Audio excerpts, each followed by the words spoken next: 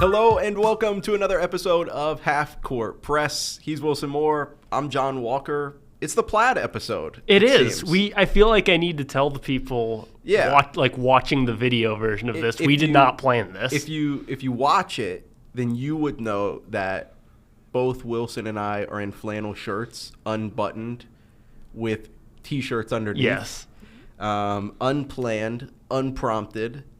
And so if you're watching it, you can see that, and if you're not watching it, we still love you. You can picture it. Yeah, you can picture John's it. in red and blue. I'm in black and white. Yeah, and we're here to talk basketball. Yeah. Another week of games down, Wilson. Creighton played 2, Nebraska played 2 since the last time we put out an episode. But before we dive into all of that, how are you, man? I'm doing well. Kind of getting back into the rhythm of things. I was just about to say, it feels like we are finally not methodically marching this down the schedule. We're in it now. Yeah, I know with Nebraska played their first game and then had 5 or 6 days off between, but now they're kind of in that flow of, a game every 3 or 4 days, you get into a little bit more of a rhythm and a little more routine. It's nice. It sure is. We'll have, a week off next week, almost. Yeah. Before a pretty big one. Yeah. We'll talk about that toward the end of the episode, and certainly a lot more. I mean, a lot more next week. But the I-80 rivalry's looming. Yeah. First, though, Creighton and Nebraska had games this past weekend. Creighton played Fairleigh Dickinson. Another slow start. Another big bounce back for the Jays. To really, I think I said my story, knock the Knights off the horse they rode into the CHI Health Center. That's a good one. Thank you.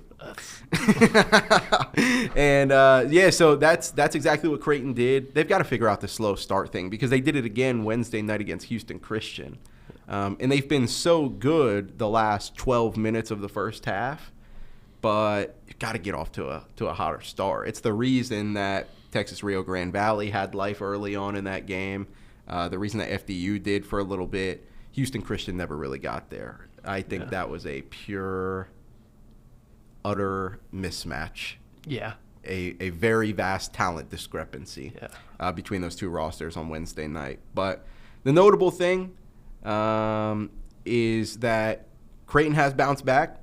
And 2, when they did that Wednesday night, it meant that Greg McDermott picked up win 328 with the Jays, moving him by his predecessor, Dana Altman, for the most in program history. Pretty historic night. I know you were covering the Nebraska game. I was. We can get to that. Yeah. But just a really historic night at the CHI Health Center. Game ends, and they immediately pop up a video on the board, and McDermott stands there surrounded by the players and the few thousand fans that, stuck around to see the end of the blowout. And every few seconds, Altman pops on the screen, and Darian DeVries and Steve Lutz and players, Trey Alexander, Baylor Shireman, Jahens Monagat, who's on the staff now, Gregory Echenike, all of these players that McDermott's had throughout his years at Creighton, they all pop up. And you could tell that he had tears in his eyes, but he wasn't going to let them fall. Tried not to anyways. And then Altman, toward the end of the video, Altman popped on the screen and said, hey, one last time, congrats, wish the best for the Jays. And then Doug popped on screen. I was going to ask about Doug. Then Doug popped on screen. And that's when one singular tear crept out of the corner of Greg McDermott's eye and rolled down his cheek. Asked him about it post-game. He was like, Doug doesn't do stuff like that, essentially. His first reaction was, I hope he made a shot tonight because the Kings played. But then he was like, Doug does not do stuff like that. So for him to be the last one and for him to make that work, period, was pretty special, he said. Yeah. One thing that stuck out to me just from a kind of utilitarian standpoint of just the fact that Mac passed Dana Altman, just how often does that happen that the two winningest coaches in a program's history are back-to-back from each other? It can't be all that often that happens. No, I pulled Not that exactly, not all-time winningest coaches, but I pulled a pretty good tidbit in March when they met ahead of their meeting in the NCAA tournament. So only 4 Power 6 schools have ever had a head coach and their successor win 300-plus games. That's Kansas with Roy Williams and Bill Self, Michigan State with Judd Heathcote and Tom Izzo, Purdue with Gene Keady and Matt Painter, and previously was, but now is, right, with the back-to-back all-time winningest leaders, Greg McDermott and Dana Altman. Yeah. It's remarkable. Yeah. So no, it was a really special night. Creighton didn't play all too terribly well. Defensively improved, offensively maybe not as much, but a really special night nonetheless. So that'll be a night that kind of lives in Creighton lore forever. I said earlier today, I tweeted that everyone who was there last night will have a story to tell about Mac passing Dana. And I said, here's mine. Yeah, So, nice. but you've got a story to tell, and you told a couple, Wilson, because Nebraska played. Let's start here. If you go back to the weekend, played a pretty dicey one. Yeah. With Bethune-Cookman. Yeah. What were your key takeaways, and how did the Huskers gut that one out after it seemed in jeopardy at times? Yeah. It's interesting because I've said this a few times in the few days since then. I thought in a weird way Nebraska's offense was better Saturday than it was in its first game against UT Rio Grande Valley. Sure. I thought Nebraska's spacing was better. Thought the Huskers' ball movement was better. There were just a lot of unforced errors, a lot of own goals that game. Start with this, and this will remain a topic until it's not. They couldn't hit a shot. I'll dive more into this in a sec. And just a lot of just unforced turnovers, like guys committing charges, errant passes, unforced, just a lot of sloppiness. And that's what kept Bethune-Cookman in the game. Nebraska was able to gut that one out. Hit some free throws at the end. It was one of those, they had a lead late. I bet it felt like they missed about 6 straight shots that would have sealed the game. There's 6 times someone missed a shot that made you say the game would have been over if he had made that. Yeah. But Bethune-Cookman just hung around. It's always an interesting post game in that situation when a team wins but is not happy with the way they played. Yeah. Fred Hoiberg was not happy after that game. A win's a win, but a close win over Bethune-Cookman is not what you're hoping for. No, and that's kind of how Creighton and Greg McDermott were after that Texas Rio Grande Valley game for their opener, especially a little bit after the FDU win on Sunday. Not so much last night when he passed Dana, obviously. But no, it's always interesting. But I think Fred has kind of said the same as Mac has. As frustrating as it is at times, that's what this time of year is for. Yeah. We're trying to learn, we're trying to experiment, and win in the process. Yeah. Greg McDermott has said, there are a lot of really good teams in college basketball nowadays with the portal and NIL. And so that's why you see a lot of these early season results that maybe guys like Greg McDermott and Fred Hoiberg aren't as happy with as maybe they could be or should be or whatever you want to say. Yeah. Yeah, absolutely. Just definitely sense Nebraska left some things on the table that night. Good when you can win and do that. Yeah, and that is almost verbatim Fred Hoiberg after the game. And he said after the first 2 games, he said it's much easier to learn from a win than from a loss. That's an easier process. No, it sure is. And then they turned around and hosted FDU, Fairleigh Dickinson. FDU believe it. FDU believe it. I could believe it that night. Because I saw them on Sunday, and you saw them last night when they were in PBA. Way different game for the Huskers. Very. Very, very different game. Yeah. It's interesting because the shots still weren't falling. They still couldn't knock down a three-pointer, but the offense was just much more well-connected. I thought Nebraska brought a level of physicality it didn't always have in the first. in the first two games. Berke Buchtengel, Andrew Morgan kind of imposed themselves down low. They didn't like fill up the stat sheet. I just thought they were solid presences on the boards and just kind of establishing, a tone underneath the basket. And the Ryan Kalkbrenner method. Yes. I'm sure Mac called Fred or vice versa. I said, "Hey man, what's the key?" And he said, "Well, I'll have a 7'1" center." The Nebraska didn't have its 7'1" center because Braxton Mia had a sprained ankle, so he didn't play. But and just the offense was just a lot more connected. And Nebraska brought it on defense, and I will say that about Nebraska. This hasn't really been the start they wanted. They've survived 3-0 is 3-0, but hasn't been they haven't looked great. Nebraska has brought it on defense every night. Yeah. This is a team that I think you're going to see maybe more than last year kind of hang its hat on its defense, and just that's it's going to go as far as its defense will take it, because they have played hard.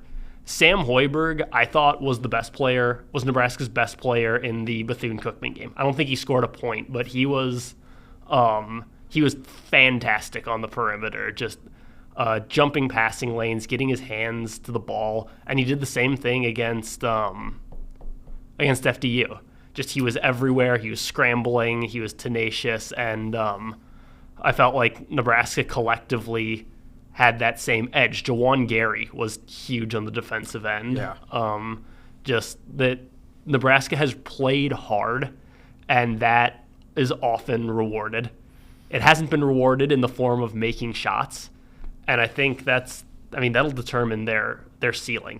This is what they can do. They can stop teams. Obviously, they're not going to have the size advantage against Big Ten opponents they did the other night, but we've seen they can play hard and be physical.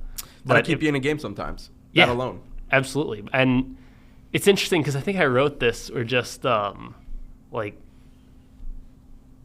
history says Nebraska will make some three-pointers at some point. Yeah. History says Bryce Williams and Connor Essegian and Gavin Griffiths and even like Sam Hoiberg, Berke Buchtengel, all of those guys are capable three-point shooters, and we just haven't seen it on a consistent basis yet. So, everybody says you revert to the mean law of averages. I wonder, since they have shot it so poorly through the first 2 weeks, through the first week, I guess,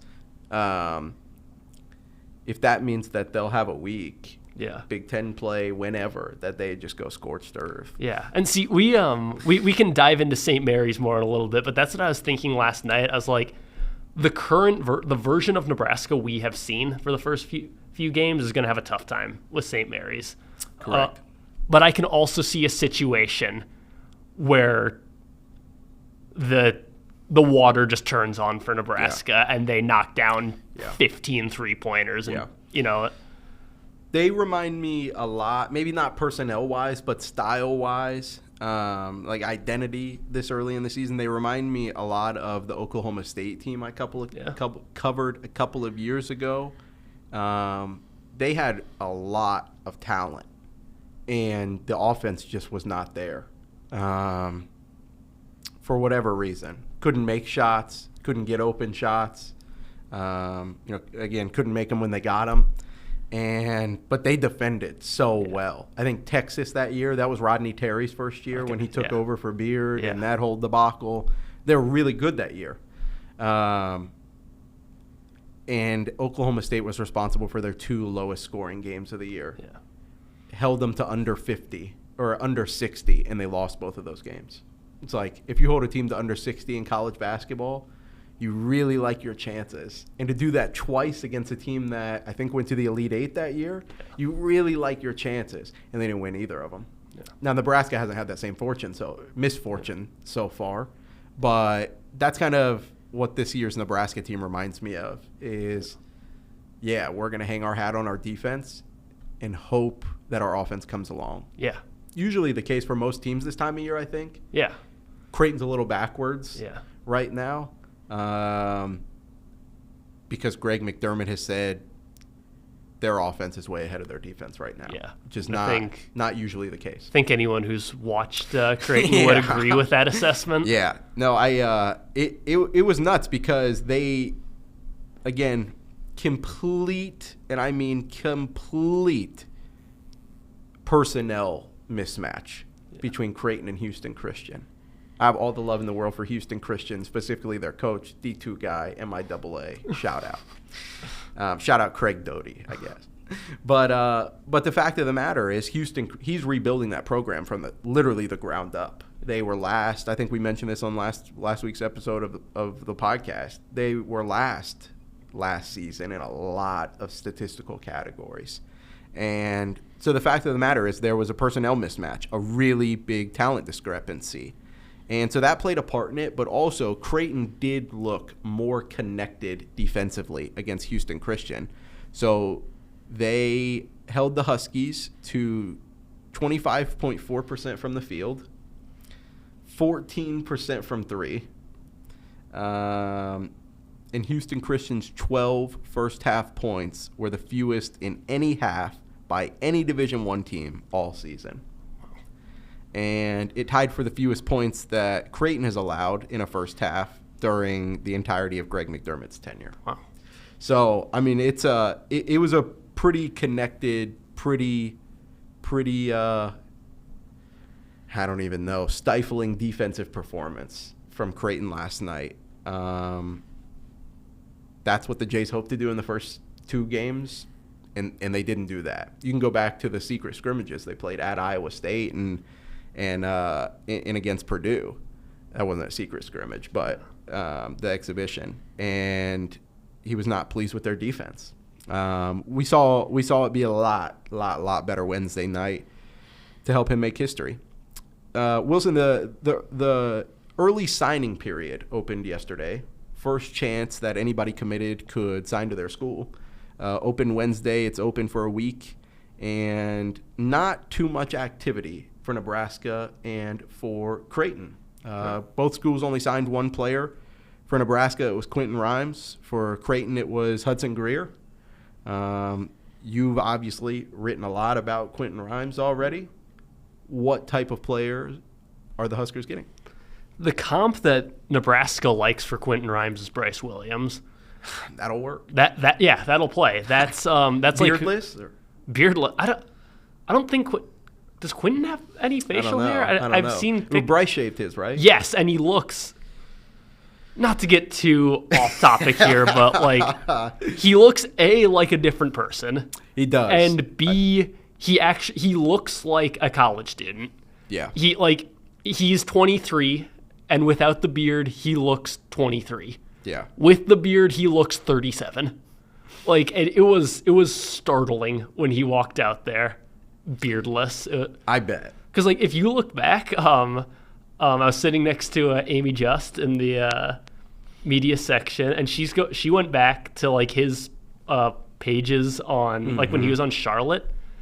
18-year-old Bryce, freshman year, full beard. That's how like it was. In all, and in all of his like headshots throughout his career. Full beard. Okay. And he looked so different. I'm really intrigued because I saw somebody, maybe it was Amy, I can't remember. I saw somebody say that he originally shaved it down to a mustache. Yes, apparently he just shaved it into a mustache and wore that to practice the day before. Should have kept it. See, I can anybody who's been around this podcast for a year now knows that I used to have a pretty full beard. Flex.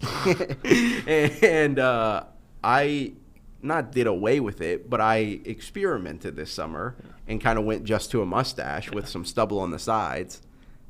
Kind of what I have now. I think it's more like a full beard now. Yeah, right. Yeah. It's too cold out nowadays to, I can't, man. I'm sorry. But to just go clean shaven. Yeah. It's different. It was an adjustment. Well, I will say, if he had gone with just the mustache, I feel like he could really pull off the stash and then like the mutton chops. Sure. That's what he doesn't have it anymore. Jeff Grace, the walk-on guard for Nebraska, like last year, that was his look. He was stash, mutton chops. He looked great. It's a look. But anyway. A look at Quentin Rhymes. Yeah. Speaking of looks, looking at Quentin Rhymes, yeah, they see Bryce as his comp. I know Nebraska does this, and I'm sure this is a pretty common thing. When they get a visitor, they show him film of like a guy who they picture. Like they say, this is how we picture you fitting in. Like with Andrew Morgan, it was Rink Mast who they showed him. Abdul Bashir, the JUCO guy originally from Omaha Bryan, and they had him on.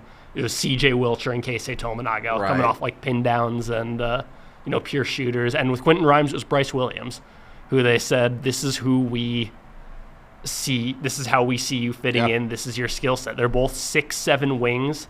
They're big guards who can shoot it a little bit. Both, this isn't really their player profile. Both kind of late bloomers, guys who came around kind of later in their cycle, maybe didn't develop as early as other guys, but because Quentin Rhymes, a lot of he flew under the radar. A lot of the recruiting process, a lot of his offers were mid-major guys. I think Nebraska thinks they got a steal in him, so I think that's the comp I've heard is Bryce Williams. I'm not saying he's going to come in and be Bryce Williams, not be Will 100. Yeah. As people forget Jawan Gary's contacts, but yeah, that's I think he fits everything Nebraska likes to do. They like guys who can shoot the ball, which that sounds obvious, but like some coaches don't. There are coaches that prioritize. Rick Pitino wants you to pull up from 15 feet. Yeah. Or get to the basket. Yeah. Those are your two options. Yeah. Coaches who, just look for like raw athleticism and say we can mold him. Nebraska looks for guys who can shoot and dribble. That's one of their things. And he can do that, and I think they see him as someone who just fits into what they like to do. Yeah. Must be in Buffalo the way that we have so many wings on this episode. I'm so sorry.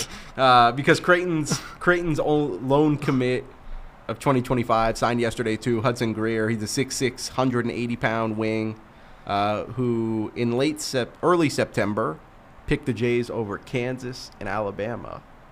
Pretty massive recruiting win. Yeah. For Greg McDermott and the Jays against a couple of preseason title contenders that they'll face in December. So huge win. They finally sign him. 4-star. He's ranked as high as 27th in ESPN's class rankings. He's gonna fit right in at Creighton. Yeah. I've talked to his dad a little bit. Talked to Greg McDermott, or saw Greg McDermott's quote yesterday. And they're excited to get him. He's going to fit right in. 22.4 points, 7.5 rebounds as a junior. Shot 54%, 36% from three. That'll play. Yeah. So he's gonna play a senior year at Montverde Academy. I really think that they're gonna try and put a little bit of weight on him, obviously. 6'6", 180. If you can move him to that 3, have him play the 3 with a little bit of weight, a little bit of size. Well, now you're talking about a guy who can score from just about anywhere, defend in the Big East, and one of the things that we've seen Creighton lack in that area this year, one of the things that they knew they were going to be lacking in that area after losing Baylor Shireman, a really, really, really good wing rebounder. Yeah. Hudson Greer has an act kind of for all of that. So I think he'll be able to do it at this level. But the kind of bigger picture thing is Fred Hoiberg loves to build through the transfer portal. Yeah. Greg McDermott loves to build through high school recruiting and then supplement that with portal pieces. And so I don't want to say it's alarming, but it is kind of surprising that Creighton is going to, it looks like, leave the early signing period with only one signee. They had 3 last year with Ty Davis and Larry Johnson and Jackson McAndrew. And they're going to lose a little bit this year when Jemiah and Kalk and I'm missing Stephen Ashworth graduate. They're going to have some roster spots. One of those, I'm assuming, is going to go to a portal big because they missed out on Eric Ryby, the 7-footer who's committed and now signed to UConn. But even though it's only one, it's a pretty damn good one to get Hudson Greer. He was named to the Naismith High School Player of the Year watch list on Wednesday morning. So one of the better high school players in the country, obviously. Again, rated as high as 27th in ESPN. He's a top 60 recruit, no matter what platform you want to look at. So a pretty big get for the Jays. Yeah. That made me think of something. You talk about, I think we're seeing Nebraska build for the future a little more than we have previously. Because this year there won't be any COVID guys in the portal That's anymore. What I think a lot of teams are realizing. But what I thought was notable last night when Nebraska's up big at the end of the game.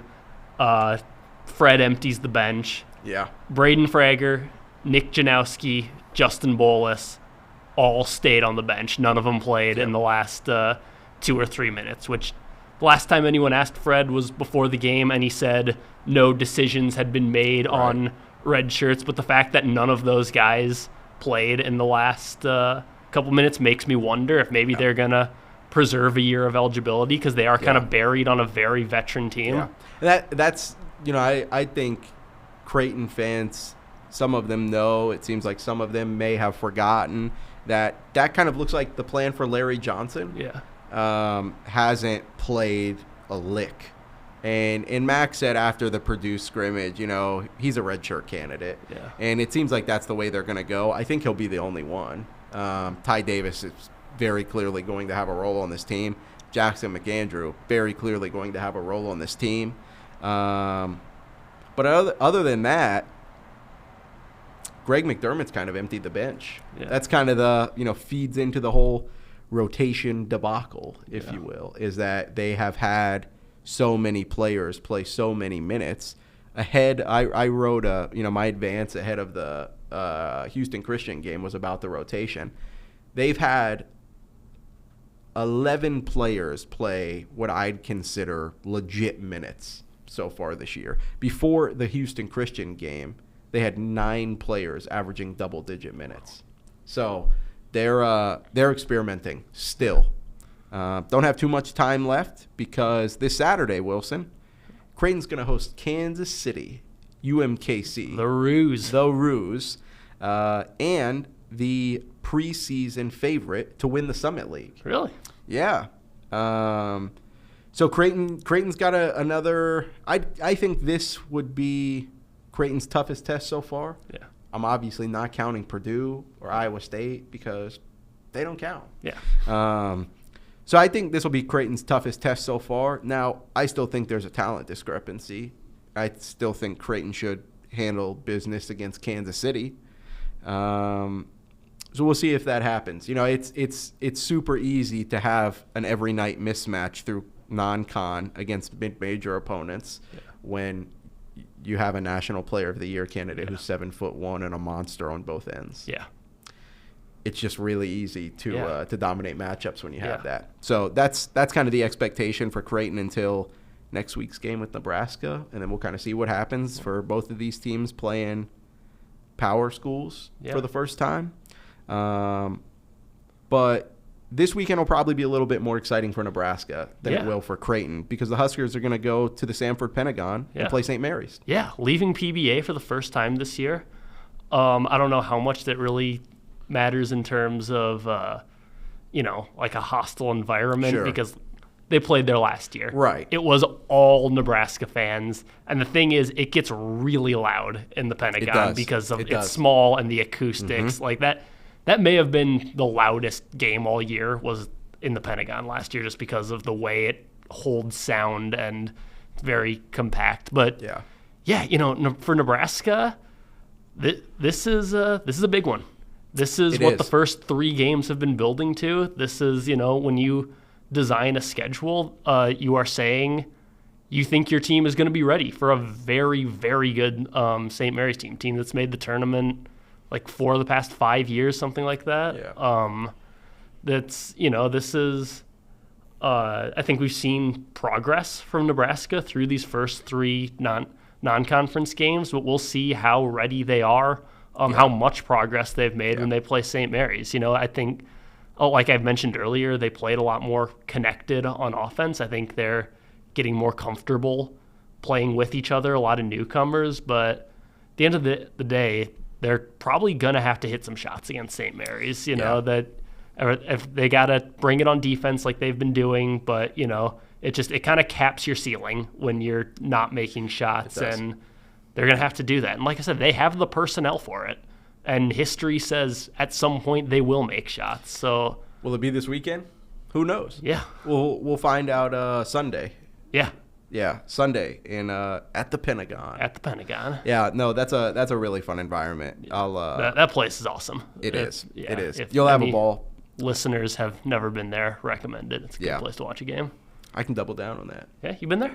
I have. Last week, I told the story of Trevor Hudgens. Oh yes, that's right. Dropping like 30 whatever at the Pentagon to punch a ticket to the Elite Eight. I should have figured a D2 guy like you, a D2 enthusiast come on like now. you. You know it, man. You know it. I've been to the Pentagon, the Midwestern Pentagon, not the one out in DC. Not the Pentagon. Not the actual Pentagon, but the actual Pentagon. Wilson, you got anything else? I don't think so. I've got one last thing for you. In spirit of, I don't know how you feel. Some people like Christmas. Like some people flip to Christmas right after Halloween. Some people like to wait. But we are really flying through the holidays here, considering we talked about Thanksgiving last week. Yeah, so that's why I was gonna ask, because we have like 5+ weeks until Christmas. Is there anything on your Christmas list so far? Anything on my Christmas list? Yeah. Do you want anything for Christmas? What do you want for Christmas? It's a better question. I just want the joy and cheer of my fellow human beings. That's all I want for Christmas. Okay. That's good. Yeah. That's good.